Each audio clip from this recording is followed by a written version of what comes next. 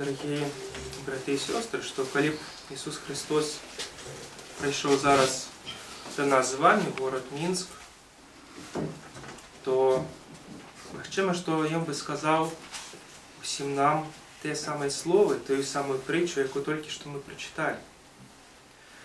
У нас часто складывается такое вражение, когда мы читаем Евангелие, что около Иисуса были все люди грешные, злые, и вот один из, кто были больше-меньше праведными, это те, кто последовал за Иисусом. На самом деле, это такое не совсем корректное уявление, потому что израильтяне, справді, были праведными людьми. И вот те, кого мы особливо недолюбливаем, читаючи Евангелие, фарисеи, они были самые праведные из всех праведных. Сам лишь фарисей – это человек вельми позитивный для того часу. Это человек, який уособляв у себе усі добродійності, добродійності, якими повинен був володати кожен з ізраїльтянин. Добродійності, які вони не просто виконували, а можна сказати, перевиконували.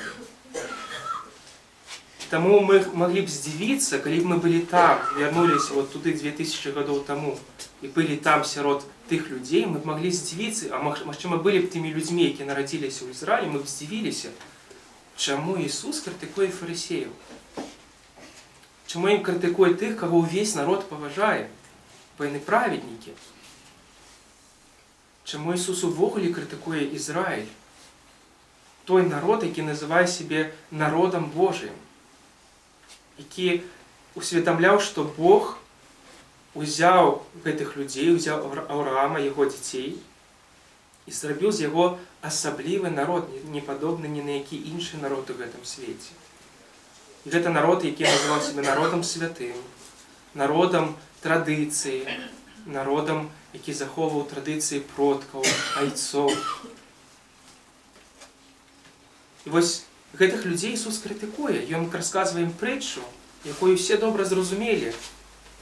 Тому що у ті часи гэтае слово «цар»,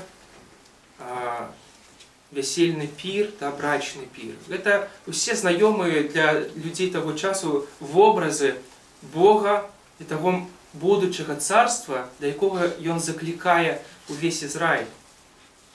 І ось Ісус приходить і каже этому святому народу, який усприймав себе як святий, який усприймав себе як нащадка усіх тих обіцянь, обітувань, які давав Бог Аврааму і Моїсею, який свято заховував усі традиції. Ось приходить Ісус, це чоловік з Назарета, і каже, що ви не увойдете в Царство Божие. Він каже про гэтых фарисеїв так само, і ви тим більше не увойдете в Царство Божие. И много разов Он повторяет, что перед вами будут закрыты двери царства, и только тогда яны отчиняться, когда вы примете меня, когда вы убачите, что праз меня дійничає Бог. І ось, коли ми читаємо Євангеліє, нам треба завсюди пам'ятати, наскільки тяжко було гэтим людям зрозуміти Ісуса. Ми часто думаємо, як же ж так вони його не розуміли? Вони ж могли побачити, що Він Бог, вони ж могли побачити чуда, які Він робив. Але у гэтых людей був у голові дисонанс, розумієте? З одного боку, вони бачать справді справи і ті чуда, які робить Ісус. З іншого боку, Він критикує. І я не могли б сказати, що Бог дійничає праз Ісуса. Але вони бачать у той самий час, що Він критикує ту традицію, ті обряди, ті щоденні практики релігійні, побожні, як ми кажемо по-білоруську, благочестиві, яких вони всі притримлювалися. Ісус усе це критикує, більше того каже, ви не увійдете в Царство Боже. Царство буде віддано іншим людям. Причем, поглядите, кому іншим. И рабы те, рабы царя, выйдя на дороги, собрали всех, кого только нашли. И злых, и добрых, всех, кто был на дороге. А тих, для кого царство от початку було приготоване, вони не змогли вийти. Ось у гэтых людей був дисонанс. Як так? Що з одного боку ми для нас царство, Бог нам приносить царство. З іншого боку, Ісус каже, що царство закрите для нас. Чому так? Для того, що гэтыя люди поставили свои практики религийные, побожные практики, як то пост, молитву шмат разоў на дзень. Памятаеце, яны часам могли спыняцца нават на вуліцы, калі прыходзіў час молитвы, і молиться прямо вось на вуліцы. Потому что гэта была нормальная практика, вельмі побожная, благочестивая. Але Ісус кажа, што есть я, есть тое, што вы лічыце праведнасцю. Дык вось, тое, што вы лічыце праведнасцю не ёсць. Потому что вы не пачулі, не можете пачуць голаса Божага. У чым абвінавачваў Ісус ізраільцянаў і фарысеяў? У тым, што яны былі глухія і слепыя. У тым, што яны не маглі пазнаць Бога, хаця рабілі ўсё тое, што ім здавалася павінна задавольніць Бога. Яны рабілі ўсё тое, што здавалася будзе прыемна Богу, але яны не рабілі адзінага. Яны не прыносілі плада. Вось як кажа першы псалом, памятаеце, есть два дрэва. Адно стаіць і прыносіць плод. А другие тип людзей, гэта як вось пыл зямны, які вецер раздувае. Вось тое, чаго не змаглі яны зрабіць, гэта прынесці плода.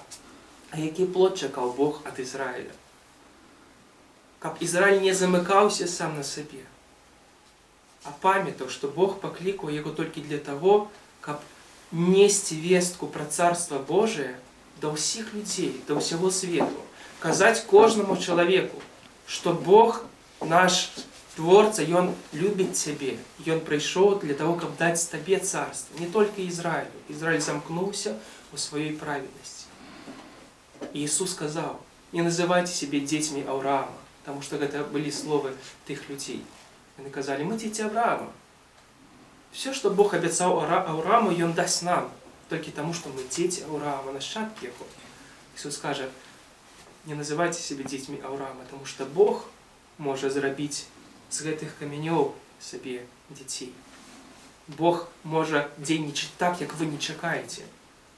Ён дзейнічае так, як вы не чакаеце. Ён робіць так, як вы не чакаеце. І будзе рабіць. Ён будзе вас здзіўляць, і вы будзеце не разумець Бога, як вы не разумееце Ісуса.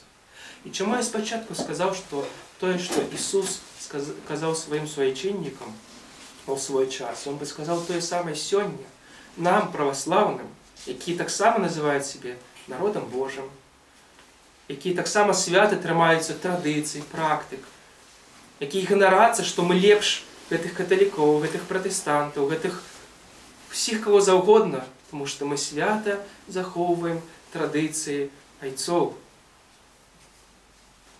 Але наша беда ў тым, што мы замкнуліся самі на сабе, што мы жывем як праваслаўныя толькі для сябе, а ўсіх іншых мы глядзім з асцярожнасцю ў лепшым выпадку. А часта праваслаўна глядзець на іншых з ненавісцю. І мы прывыклі думаць, што адно слово, што мы праваслаўныя, што мы захоўваем праваслаўную традыцыю, што мы частка святой царквы, гэта ўжо гарантыя чагосьці.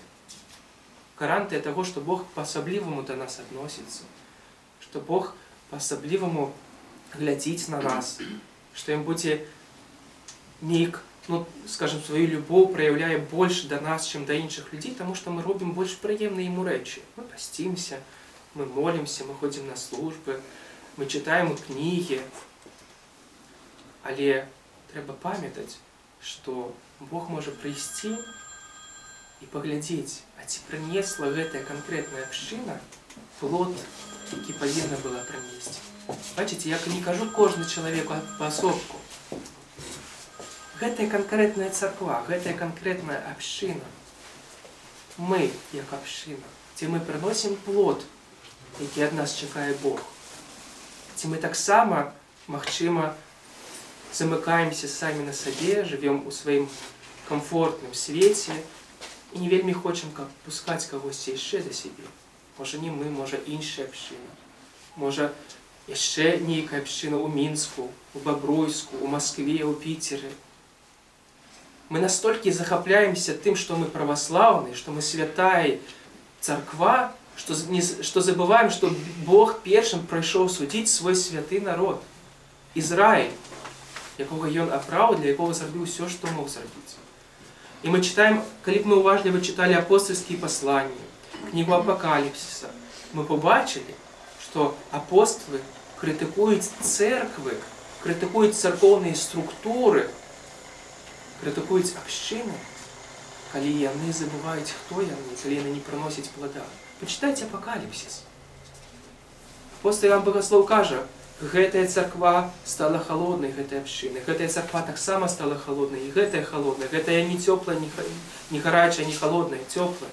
Павел критикує Коринфянам, тому що апостоли пам'ятають, що кожна община може називатися церквою, може називатися ось проявленням народа Божого, тільки у той ступені, у якої вона приносить плод, який чекає від цієї общини Бог. А як поглядіти, як ось удостовіритися, що ми на правильному шляху, що ми приносимо цей плод? Коли поміж нами є добрі відносини. Розумієте, недостатково, часто ми приходимо тільки самі по собі для церкви. Ось сюди ми часто приходимо тільки самі по собі, тому що є Бог і є я. А всі інші якби просто побач стоять. Але треба пам'ятати, що у церкву ми приходимо не поособку, не як індивіди, а як разом, як народ Божий. Ось ми тут стоїмо, і є народ Божий. І коли внутрі цього народу Божого є правильні відносини, то значить ми на правильному шляху. Коли ми готові віддати частку свого часу, коли ми готові віддати свою увагу, коли ми готові віддати свою молитву для другого чоловіка, який тут побач со мною, коли ми готові заступити йому кресло, як він посетив, віддати йому кавалочок бутерброда, значить ми на правильному шляху. Коли ми не замикаємося для себе, не зачиняємо двері для інших людей, коли мы не кажем, что мы лепшие, потому что мы православные, мы лепшие, чем католики, мусульмане, протестанты, буддисты, значит, мы на правильному шляху.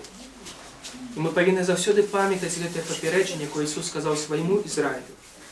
«Сказываю вам, что отнимется от вас Царство Божие, и дано будет народу,